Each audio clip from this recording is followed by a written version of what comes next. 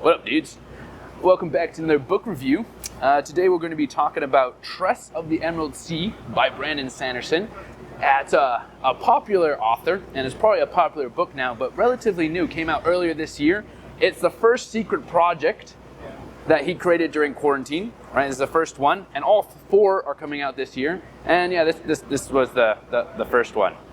So it's a Cosmere novel, and it takes place on a boat. So we decided to really have the immersion feel for all you guys out there and film this review on a boat. Right now we're on a river in between Brazil and then Paraguay, which look exactly the same, but yeah, two different countries. And we're heading down this river towards the more populated side of Paraguay. But yeah, that's what we're doing right now. And I decided to read this book and have this review out for you.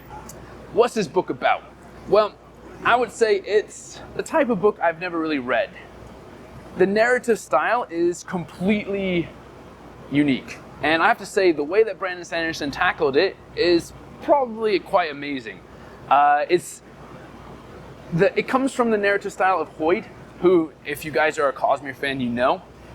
He's a world hopper who goes between these different worlds of Brandon Sanderson's universe called the Cosmere. And he's telling the story about a girl named Tress, who has to go save her long-lost love, or her true love, Charlie, in the seas of her world. So this book, I would say, though it has many real problems, you know, the characters are facing massive problems, life-changing decisions, it always has a very light tone for it. So it's definitely a lighter read, or it's a more enjoyable, it has a more fun tone, and I think that theme I really enjoyed, because you have Hoyd who's telling this story, and he's a joker, he's a troll, you know, he makes fun of everyone, he's extremely sarcastic, and that goes through. Where often in the book, there takes a break while he's telling this story, and he talks to you directly, you know, explaining something a little bit more fuller, making a joke, making a comparison, trying to relate it back to your world, or our world, Earth, and the world that they're on. And I thought that was really good. And also, because he's telling this story, it's a lot more dramatized than it needs to be, or a lot more cheesy than it needs to be, especially the romantic part of this book, where, you know, you have this girl from a very humble island, and she braves the complete unknown because of true love. Yeah. If you read the epilogue, or the about, or the author notes at the end, Brandon Sanderson says that he took inspiration from The Princess Bride, which is a great movie and book.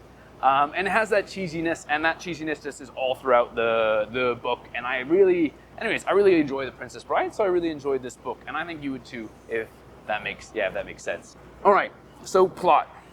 The plot I give an 8.3. It's pretty simple. You have a girl, or it's like the saving, a knight in shining armor saved a princess in a castle, except you reverse the roles, where you have a woman in shining armor, or woman with magical, now she doesn't have magical powers, but the courage to use the magical elements of this world to save her true love, which is Charlie. Yeah, so that's the plot, and it's pretty simple, actually, if you put it all, you know, down to it. She's like a very humble person. She lives on an island, and she's never left this island. She's not actually allowed to leave this island, but she stows away on a boat, on a ship, and braves the great world, trying to save her love, or find her love in the great unknown. And yeah, that's basically it. Even though it is very straightforward, there are some plot twists where you don't really expect things that are happening. There's some like, oh, that's crazy moments. So it isn't as straightforward as that, even though that's basically the basic. And that's why it's still very enjoyable, and it's not as redundant as a typical, you know, save the princess or find your true love sort of type of story. All right. So just want to make that clear. Even though it's very simple, it has very unique elements to it. And that's where we come into the world. The world I give a 9.6 because it is a fascinating, unique world where it's completely covered in seas, or 12 different seas, or a massive ocean, if you will. And it's not water that fills the ocean like this here, but actually spores that fall from the moon. Yeah, nah, it's a little weird. Not gonna lie, I don't know how he comes up with this stuff half the time. But he uses this scientific term called liquidization, which they explain in the book, where, you know, you can do it with sand if air compresses from the bottom anyways, and then, you know, it becomes almost liquid, or liquid type, where things can float on it and sink in it. And it's the same with these spores where they become liquidized and then, you can float ships. Yeah, no, it's not so exciting if you give all the scientific background. But it's cool because these spores that cover this world, if they're touched by water, they explode in different ways, basically. They have intense reactions. And of course, humans, like you and I, are covered, or mostly water. We're not covered in water. Well, right now I am, because I'm sweating, because it's hot here in Paraguay. But yeah, we're 70% water. So often, right, if you inhale one of these spores, you could die, simply put. Got it?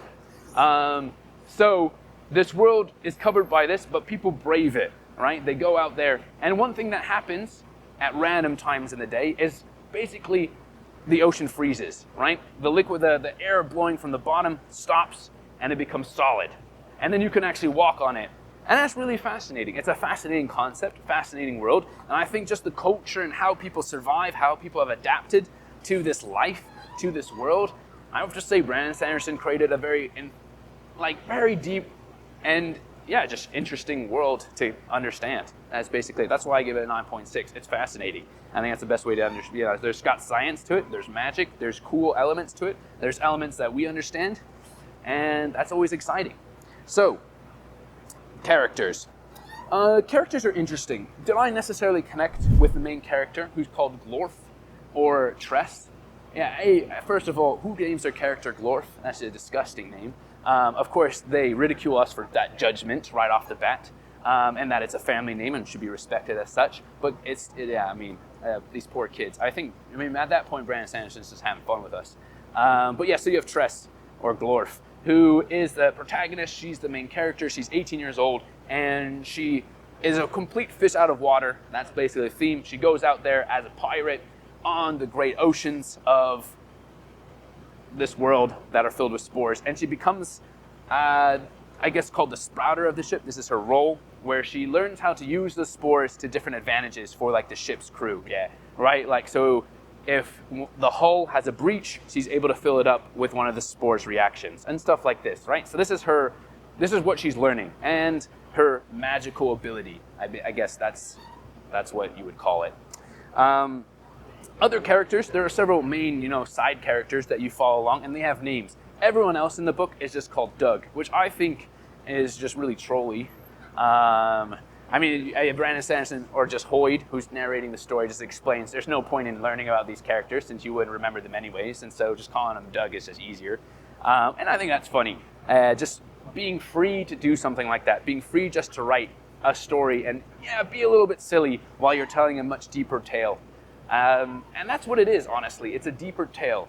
But so you have Hoyd, who's telling this story. He's the one that's narrating. And he is great.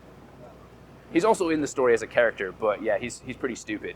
And then he is self-reflecting. So he's definitely, in the future telling this story to whom, I don't know, you, us, someone. I think just this relationship, oftentimes he breaks it just talking to us. And just his humor I really enjoyed. And I think you probably would as well. It's very sarcastic. It's very dry. It's like English humor, if that were to be a thing.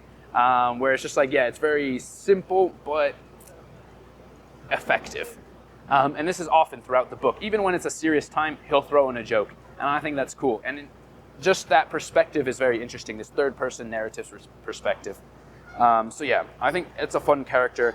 And then, of course, the other side characters that you do learn the names of, they don't have much backstory or depth, but enough to where you care for them. And when something happens, you feel sorry for them, which I think just shows the expertise of Brandon Sanderson's writing.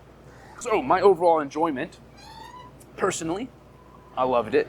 I thought it was fun, even though maybe the characters aren't the craziest. The plot I gave an 8.3, the characters an 8.6, the world a 9.6, but my overall enjoyment, I would have to give a 9.6 as well. I just loved it.